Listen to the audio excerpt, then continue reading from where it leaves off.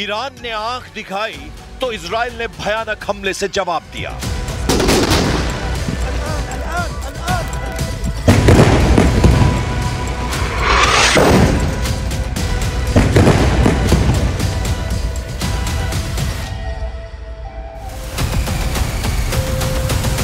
तुर्की ने ललकारा तो इजराइल ने सीरिया को दहला दिया।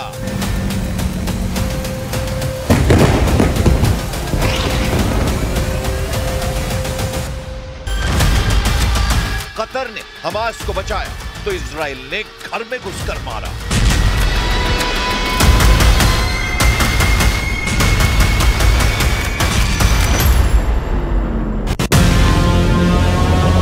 यमन में हूती ने जब भी हथियार उठाए इजराइल ने कुचल डाला।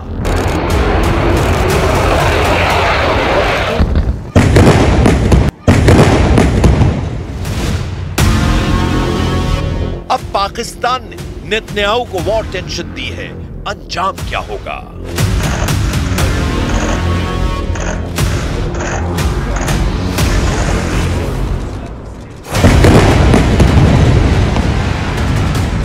जिस युद्ध में ट्रंप की नहीं चल रही, जिस युद्ध में खाड़ी के ताकतवर देशों की कोई सुन नहीं रहा, जिस युद्ध में न्यूक्लियर पावर यूरोपीय देशों को भाव नहीं मिल रहा, उस युद्ध में पाकिस्तान जैसा देश खुद कूद पड़ा है। पाकिस्तान ने गजा युद्ध में आत्मघाती कदम उठा लिया है। पाकिस्तान के ऐलान से पीएम नेतन्याहू आग बबूला है। नेतन्याहू का दिमाग इस कदर गर्म है कि वो इस्लामाबाद को गजा बना सकते हैं। पाकिस्तानी जनरल आसिम मुनीर की करतूत ने खाड़ी युद्ध को ज्यादा व्यापक और विस्फोटक बना दिया है। पूरी जानकारी बस थोड़ी देर में, लेकिन उससे पहले देखिए ट्रंप के पीस प्लान की धज्जियां कैसे उड़ाई जा रही हैं। समुद्र में जलता डच जहाज है ये। हमला बैलिस्टिक मिसाइल से हुआ है। हमला भयानक है, हमला हूती का है। यह हमला खामनेई के लड़ाका ग्रुप ने ट्रंप को चैलेंज देकर किया है। सुपर पावर अमेरिका की सिरदर्दी फिर से ईरान ने बढ़ा दी है। जिस डर से ट्रंप ने हमास को दिया अल्टीमेटम को घंटों से दिन में बदला, वो सच हो गया। खाड़ी में फिर से कई फ्रंट चलने लगे हैं। कहीं इजराइल बारूदी धमाके कर रहा है तो कहीं इजराइल के दुश्मन हमले तेज कर चुके हैं। समुद्र में हूती लड़ाकों ने भयानक तहलका मचा दिया है। ईरान के रॉकेटबाज कहे जाने वाले हूती फाइटर्स ने डच शिप को निशाना बनाया है। القوات البحرية في القوات المسلحة اليمنية عملية عسكرية نوعية استهدفت سفينة من نيرتقرات لانتهاك الشركة المالكة لها قرار حظر الدخول إلى موانئ فلسطين المحتلة। हूती लड़ाकों ने कार्गो शिप को पहले भी निशाना बनाने की कोशिश की थी, मगर तब हूती की मिसाइल टारगेट हिट नहीं कर पाई। लेकिन दूसरे हमले में डच जहाज को हूती फाइटर्स ने जला डाला। हूती प्रवक्ता याह्या सरी ने हमले के बाद धमकी दी है कि गजा पर जब तक इजराइल के हमले नहीं रुकते, दुश्मनों पर हमले जारी रहेंगे। إن شعبنا اليمني العظيم المجاهد الصابر مستمر وسيستمر في إسناد ونصرة الشعب الفلسطيني المظلوم ضد جريمة القرن. تؤكد القوات المسلحة اليمنية أن عملياتها العسكرية مستمرة ولن تتوقف إلا بوقف العدوان ورفع الحصار عن قطاع غزة.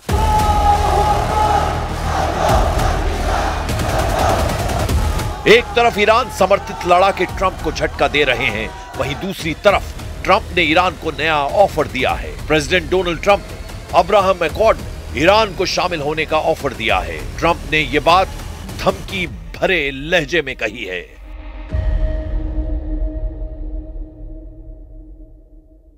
And who knows, maybe even Iran can get in there.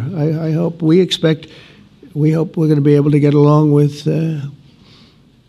Iran. I think they're going to be open to it. I really believe that. But they could be a member. I long ago said, I'll bet you at some point Iran will be a member of the Accords. And little did I realize it was going to take this turn. That was some turn we did with the B-2s. But I think they might very well be there because it's a great thing for them economically. I recognize.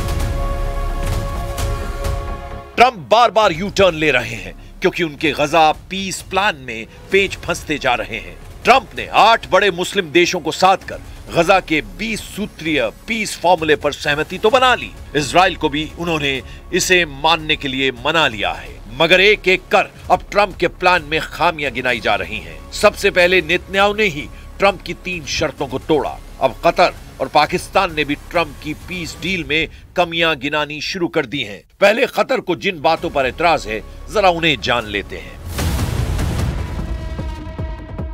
Trump ने गजा में buffer zone का map बनाकर यह वादा किया है कि Israel के सैनिक फिलिस्तीन से बाहर निकल जाएंगे, लेकिन यह नहीं बताया कि सेना कब हटेगी। नेतन्याहू ने तो यहां तक कह दिया है कि सेना की वापसी नामुमकिन है, जबकि कतर इसे स्वीकार नहीं कर रहा है। ट्रंप ने धमकी दी है कि हमास ने अगर शर्तों को नहीं माना तो उस पर अमेरिका एक्शन लेगा, लेकिन यह नहीं बताया गया है कि अगर इजराइल शर्तों को तोड़ता है तो अमेरिका का रुख क्या होगा।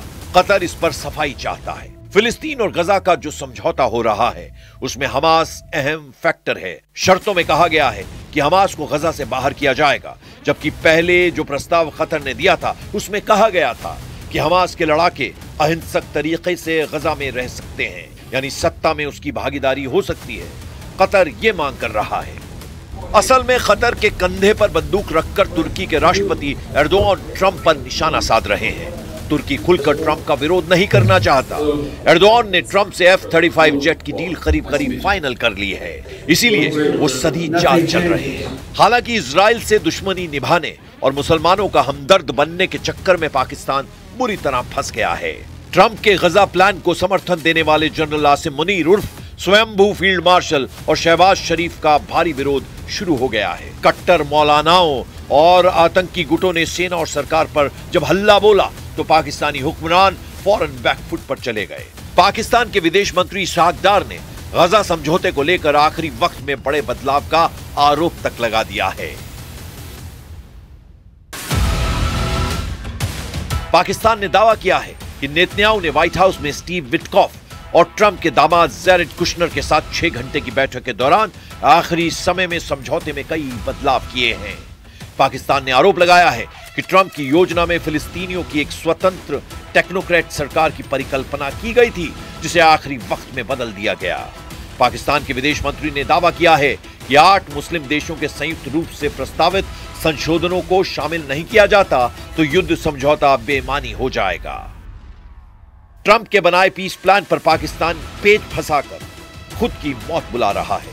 ट्रंप ने पहले ही फिलिस्तीन को मान्यता देने वाले देशों को जमकर कोसा है। ट्रंप ने कहा था कि कई देशों ने गलती से फिलिस्तीन को मान्यता दी है। Some of this body is seeking to unilaterally recognize a Palestinian state.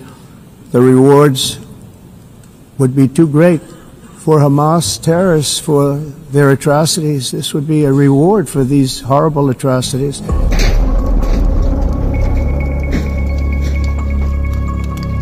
फिलिस्तीनियों के लिए देश की मांग को नेतन्याहू सिरे से खारिज कर चुके हैं। ट्रंप की सभी शर्तों को मानने वाले 8 मुस्लिम देशों पर इसीलिए फिलिस्तीन का नुकसान पहुंचाने की तोहमत लग रही है। वहीं पाकिस्तान ने गजा में अपनी सेना भेजने को लेकर भी उतावलापन दिखाया है। पाकिस्तान ने अंतर्राष्ट्रीय सुरक्षा बल में अपनी सेना भेजने को लेकर ग्रीन सिग्नल दिए हैं। इजराइल शायद ही पाकिस्तान की सेना को गजा में इजाजत दे। पीएम नेतन्याहू ने कई बार ये बात दोहराई है कि हमास की तरह पाकिस्तान भी उसका सबसे बड़ा दुश्मन है। पीएम नेतन्याहू ने तो यहां तक कहा है कि हमास के बाद इजराइल का अगला टारगेट पाकिस्तान हो सकता है। वहीं जैसे जैसे वक्त गुजर रहा है, ट्रंप के हमले का खतरा बढ़ता जा रहा है। पहले 72 घंटे और अब 4 दिन की मोहलत खत्म होने में ज्यादा देर नहीं है। ट्रंप ने ऐलान कर रखा है कि हमास ने युद्ध समझौता नहीं माना तो उसे नर्क लोक का एहसास वो करवाएंगे।